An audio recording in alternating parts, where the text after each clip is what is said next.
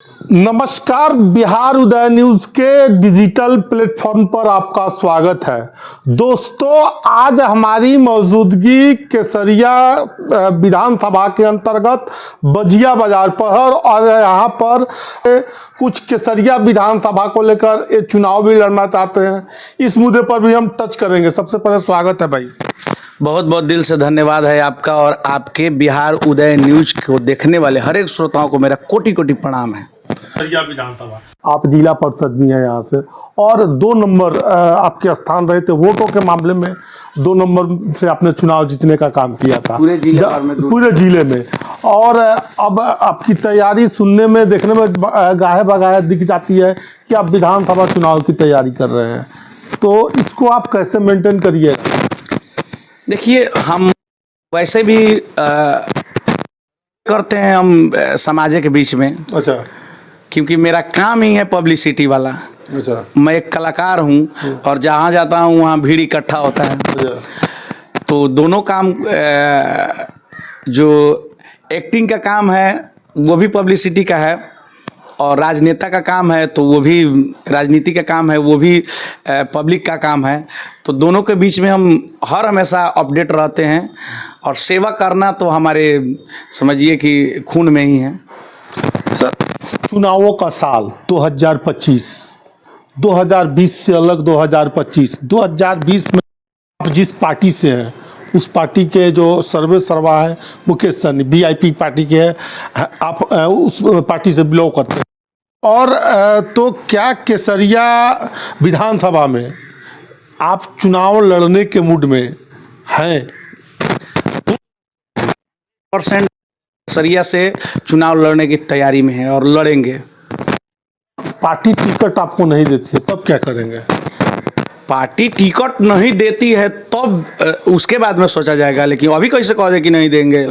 2% रख के चलिए ना, 100% तो कोई नहीं मांगे। देंगे नहीं देंगे, चुनाव लड़ेंगे। ठोक बजा के कह दिए कि अच्छा, वो भी महागठबंधन के प्रत्याशी रहेंगे। हम महागठबंधन के ही प्रत्याशी जी, वो चाहे वो सीट किसी के भी पाले में जाए, महागठबंधन के किसी भी पाले में जाए, केसरिया के प्रत्याशी हैं तो हैं, लड़ेंगे। क्योंकि केसरिया का बेटा है ना, यहाँ से जिला पार्षद हैं, वो कलाकार हैं, हमारे परिवार में सरपंच हैं, हमारे परिवार में मुखिया हैं।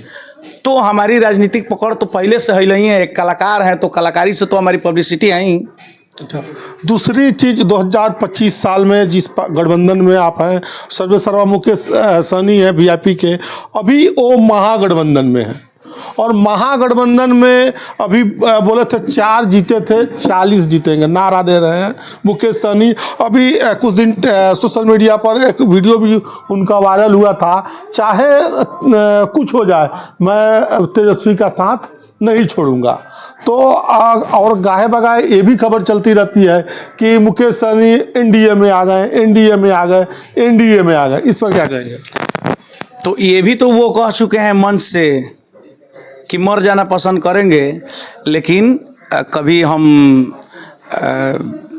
महागठबंधन का साथ नहीं छोड़ेंगे। अच्छा। उन्होंने कहा है, इस पे भी फोकस किया जाए। रही बात की पाले बदलने की, चाहे इधर जाना चाहे उधर जाना, वो तो पार्टी नेतृत्व की जो शीर्ष नेतृत्व है वो फैसला लेती है। हम लोग तो सिपाही हैं, जहां हम लोग को भिड़ा दीजिए, जिस जंग में लड़ा दीजिए, लड़ने के लिए तैयार हैं हम लोग। अब कह रहे हैं कि सिमरी बख्तियारपुर से वो चुनाव लड़े थे, मात्र 1729 वोटों से या 1773 वोटों से चुनाव आ रहे थे, 2000 के कम वोटों के अंतर से। तो अब मुकेश सहनी जी जो सिमरी बख्तियारपुर से चुनाव लड़े थे, अब वहीं से आपको, हालांकि पार्टी के आप ओहदे पर है, किसी बड़े पद पे हैं, तो आपको ऐसी कुछ सूचना है जिससे मुकेश सहनी जो चुनाव सिमरी बख्तियारपुर से लड़ेंगे कि अपना सीट बदल सकते? हमारे नेता हैं, उनको जहाँ से मन करेगा वहाँ से चुनाव लड़ेंगे, जहाँ से वो तैयारी कर लें, सब लोग उनके साथ हैं। क्योंकि पूरे बिहार का जितने भी, माने समझिए कि हम लोग के वीआईपी पार्टी से जुड़े हुए लोग हैं, सब लोग उनको अपना नेता मानता है। वो जहाँ से तैयारी कर लेंगे वहाँ से चुनाव जीत जाएंगे। अच्छा, फिर तो कर रहे 40 विधायक हमारे होंगे, तो उनको सीट कितना मिलेगा कि वो 40 विधायक जीतेंगे? 40 प्लस मिलेगा, क्योंकि 4 बनाए थे। अच्छा। 2020 में 4 बनाए थे। तो चले गए थे ना। वो तो जो चला गया वो चला गया, लेकिन अब हम लोग वैसे लोगों को बनाएंगे कि जाएगा नहीं, साथ निभाएगा। और साथ निभाएगा तो कुछ भी हो सकता है। बिहार के बारे में कहा जाता है कि बिहार में लोग एक बोतल खून दे देगा, लेकिन वोट बड़ा सोच समझ के देता है। और यहाँ एक नई पार्टी प्रशांत किशोर की लॉन्च हुई है पिछले साल ही। तो क्या प्रशांत किशोर पूरे बिहार में करें कि हम 243 सीट पर चुनाव लड़ेंगे, तो क्या प्रशांत किशोर का प्रभाव आपको यहाँ देखने को मिल सकता है केसरिया में या बिहार के चुनाव में? हमारे केसरिया में तो उनका प्रभाव 0 रहेगा। अच्छा। क्योंकि केसरिया का रिकॉर्ड बड़ी ही तगड़ा रहा है। अच्छा। और पूरे बिहार की बात की जाए तो 0 सीट पे सीमित हो जाएंगे। प्रशांत किशोर बड़ी बात कर रहे हैं जी, एकदम। यहाँ चुनाव 2 ही पार्टियों के बीच में होती है। तो उन्होंने बड़े बड़े को मुख्यमंत्री बनाया है, मुख्यमंत्री बनाया है, बना सकते हैं। अच्छा। एक पंचायत चुनाव में एक वार्ड को जिताने के लिए बहुत लोग श्रेय ले लेते हैं कि हम जितवा दिए हैं। उनके राजनीतिक करियर पे हम ये नहीं कर रहे हैं, क्योंकि वो राजनीतिक विशेषज्ञ हैं, उनको हम फॉलो करते हैं। लेकिन इस बिहार में आकर के और सिंगल चुनाव लड़ करके और कुछ बड़ा कर लेना किसी की बस की बात नहीं है। क्योंकि यहाँ 2 पार्टियों में मुख्य रूप से चुनाव होती है। एनडीए गठबंधन में चाहे जो हो, ये महागठबंधन में जो हो, इन्हीं के बीच में होती है। अच्छा। तीसरा कोई आकर के कहेगा कि हम इसमें आकर के अपना लकीर खींच देंगे, तो ये संभव नहीं है।